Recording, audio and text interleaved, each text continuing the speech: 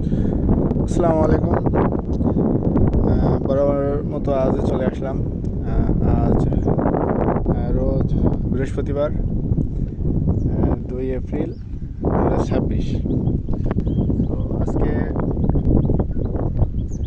আসলাম যে আমাদের টপটা এখানে টপে পানি তুলে রাখছিলাম, যে আপনাদেরকে দেখাইছিলাম গতদিনে যে ডগে অক্সিজেন সহকারে পানি উঠায় সেই পানিটা হচ্ছে রেখে আস্তে আস্তে এখান দিয়ে বড় অংশে বড় সাইডে এইখান থেকে পানিটা দিলে মনে করেন পানিটা ক্লিয়ার যায়। পানিটা ক্লিয়ার দিলে তখন আর এই যে বড় পাশে পানিটা হচ্ছে আপনারা যে ঘোলা নদীর যে পলি ঘোলা পানি আসে সেই পানিটা এইখানে ডগে অথবা টপে রেখে দিলে পানিটা ক্লিয়ার হয়ে যায়।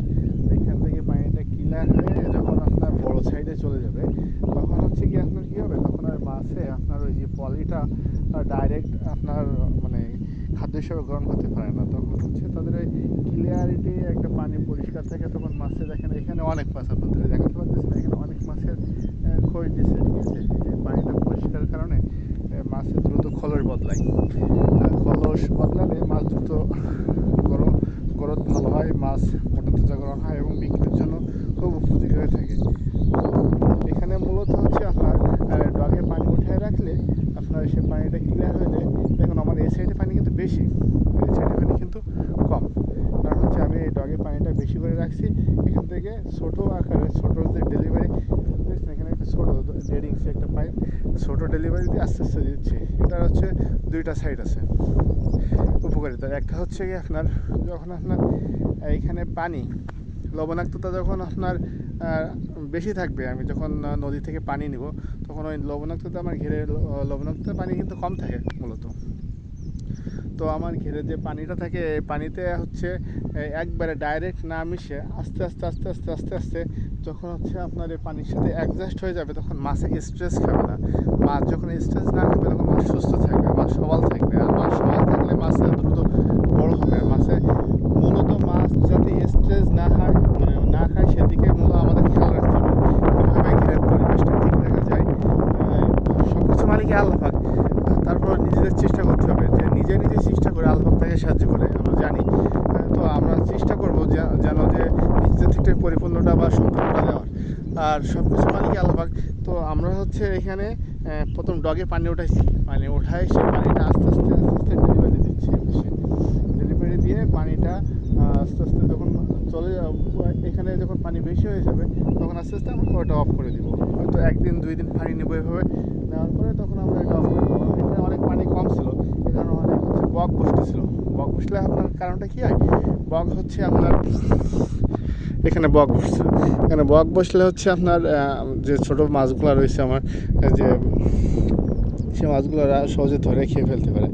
ধরেন আজকে 1 মাস 5 দিন বয়স হয়েছে আমার মাছগুলোর। তো ইনশাল্লাহ মোটামুটি গ্রোথ ভালোই দিয়েছে। এই যে এখানে অনেকগুলো খোস রয়েছে, ওই যে দেখেন সাদা খোস দেখা যাচ্ছে। ঠিক আছে, ওই যে ওইখানে 2-3টা খোস রয়েছে কিন্তু এখানে। আর এই পানির এই যে ছোটো যে একটা 1 ইঞ্চি 1.5 ইঞ্চি যে পাইপ আছে এই পাইপের ডেলিভারি দিচ্ছে এপাশে আস্তে আস্তে পানি যাচ্ছে। এই আস্তে আস্তে পানি যাওয়ার কারণে মানে একবারে পানি না গেলে মূলত মাছ হচ্ছে স্ট্রেস খায় না। হঠাৎ করে যদি কোনো কিছু ধাক্কা খায় তাহলে মাছগুলো একটু মনে করেন খাওয়া দাওয়া চলাফেরা বিঘ্ন করতে পারে, তাদের রোগ প্রতিরোধে মানে সব কিছুর দিক থেকে মনে করেন তাদের ক্ষতিগ্রস্ত হতে পারে। এই জন্য পানিটা আস্তে আস্তে প্রথম হয়তো 20-30% দিতে হয়, তারপরের দিন হয়তো 50%, এইভাবে 2-3 দিন পরে আপনি একদিনে পানিটা ফুল করে দিয়ে হয়তো কিছু পানি আপনার ডেলিভারি বাইরে দিয়ে দিতে পারেন কিংবা এইভাবে রেখে দিতে পারেন। আবার 4-5 দিন পরে আবার আপনার পানি উঠাতে পারেন, সেক্ষেত্রে ভালো হয় আর কি। এই দেখেন এখানে কিন্তু ওই যে সাদা দেখছেন এগুলো কিন্তু মাছের খোলস। ঠিক আছে, এগুলো হচ্ছে মাছের খোলস দিছে।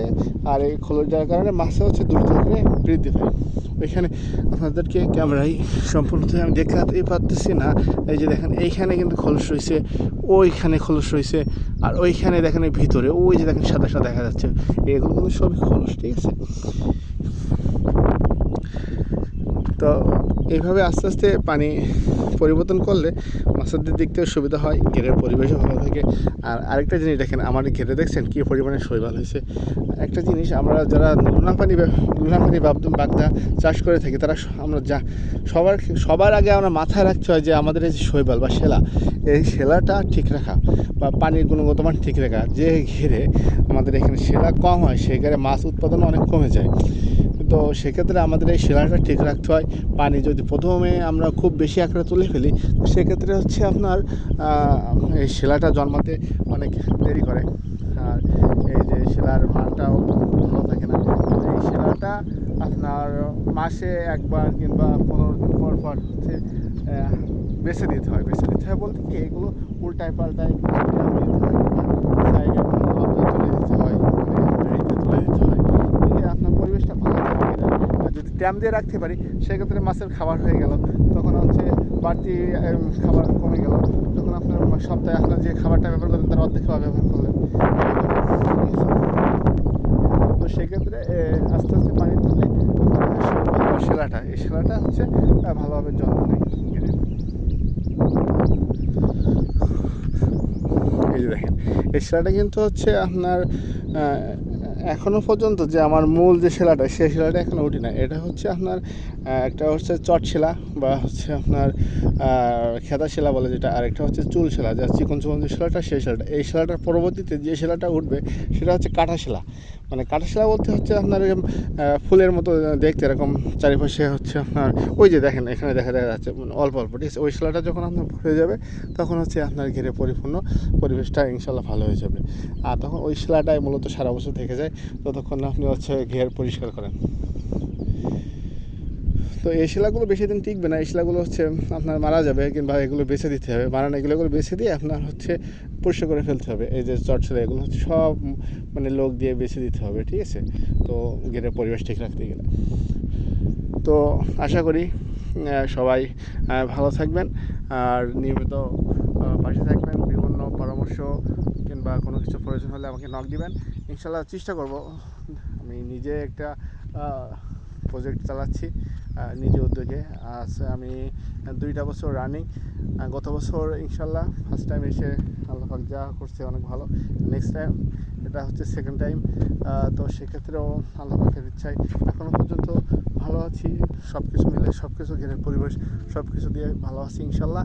তো দোয়া রাখবেন সবাই। আশা করি আগামীতে আপনাদের জন্য আরও ভালো ভালো কোনো কিছু এনে আপনাদেরকে বোঝাতে পারবো যে আসলে কোনটা ঘেরের জন্য বা কোনটা প্রজেক্টের জন্য উপকার, কোনটা ক্ষতিকর, এটা, ঠিক আছে। তো রাখি, আসসালামু আলাইকুম, সবাই ভালো থাকবেন।